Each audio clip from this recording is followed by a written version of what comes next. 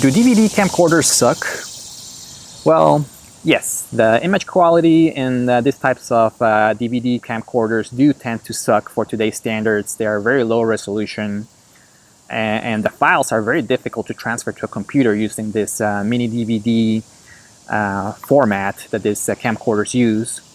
However, there are some interesting aspects on this mini DVD camcorders that I'll try to explore in this video.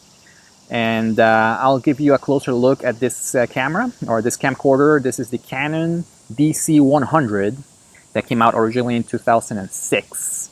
So a very old camera. But yeah, I'll give you a closer look at the camera, all the features.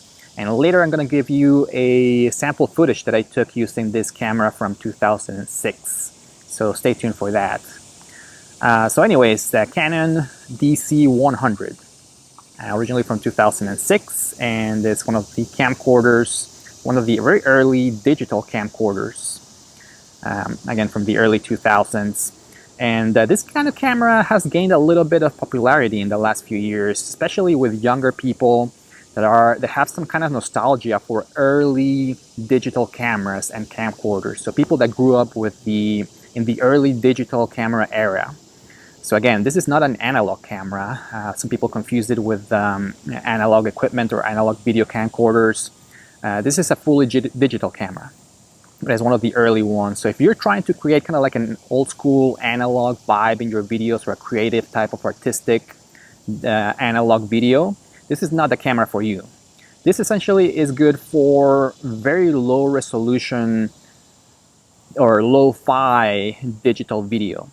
If you're trying to create that kind of sense of nostalgia from the early 2000s era, this may be the camera for you. But anyways, Canon DC100. Let's take a closer look and see what all the features of the camera. First of all, you get 25 times zoom, and this is one of the great things about this camcorder. The zoom in this camera is really good. 25 times zoom, 2.6 to 65 millimeter. 1 to 1.8. That's the lens. And on the side you get, of course, the flip out screen that you can flip out completely in case you want to vlog. So it's pretty good for that. You get the battery there, the lithium ion battery inside that you can also take out and replace. And of course the screen in this camera is not very good, especially if you're outdoors like here. It's really hard to see. But the good thing is that this camera has a really nice viewfinder that you can use in case it's too sunny outside, and it has a diopter here in the bottom too. So I've been using this for kind of like nature video shots. Here in the top you have kind of like a function menu or buttons, so you can select all the different functions in the camera and the menu, and kind of like a little joystick buttons, so you can select all the different options and settings in your camera. Here is a really nice feature that you can select between widescreen and regular screen, in case you want to shoot in 11:6 aspect ratio. This door right here opens in case you want to connect it to a TV, which is really handy in case you want to transfer the files using this audio-video cable instead of the actual DVD. Because like I'll say later in the video, it's actually very difficult to transfer files into a computer using the actual DVD, especially now that most computers don't have an optical drive.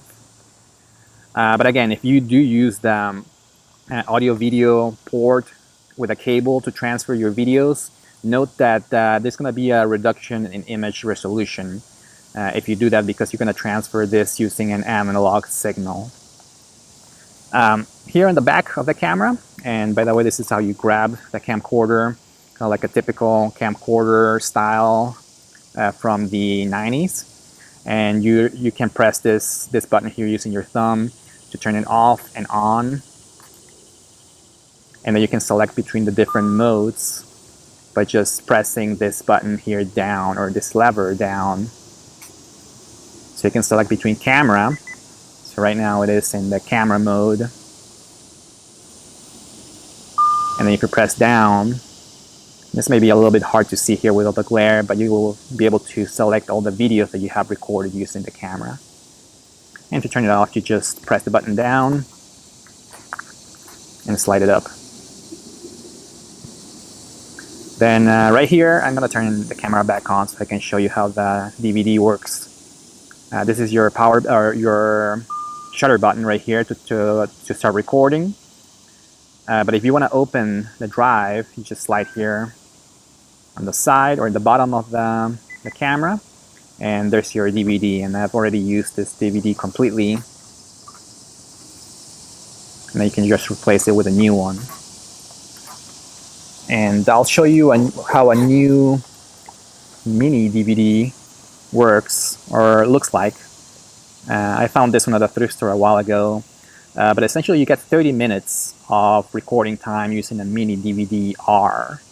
And depending on the kind of quality that you use in your camera, so if you use long play, you can actually record for about 60 minutes.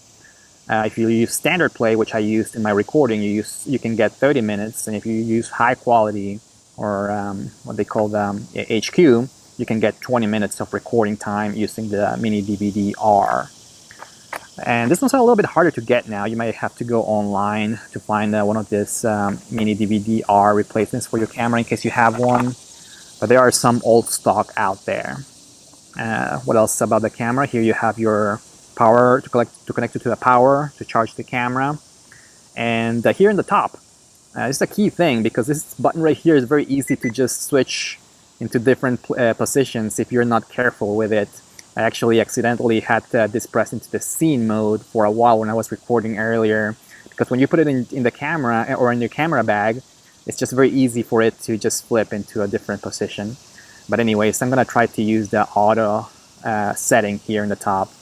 And this gives you the option to select many different scenes. And I'll show you here in the camera. This may be really hard to show with all the glare here outdoors. But essentially, if you go here to function, they'll give you the option to select different settings like beach or sunny, portrait, snow, running for fast shutter speeds. So it gives you a little bit more manual settings that you normally don't get in fully automatic camcorders.